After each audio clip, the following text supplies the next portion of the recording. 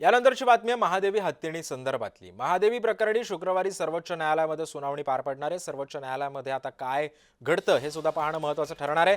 महाराष्ट्रातील कोल्हापूरच्या महादेवी हत्तीणीला गुजरातच्या वंतारामध्ये नेल्यावरून चांगलीच टीका झाली होती। मोर्चे सुद्धा निघालेले होते। स्थानिकांनी वंतारा विरोधात रोष सुद्धा व्यक्त केला होता।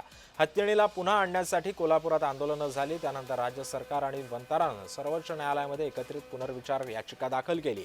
आता शुक्रवारी या याचिकेवरती सुनावणी होणार आहे। सर्वोच्च न्यायालय आता या प्रकरणामध्ये काय निर्देश देतं हे सुद्धा पाहणं महत्त्वाचं ठरणार आहे।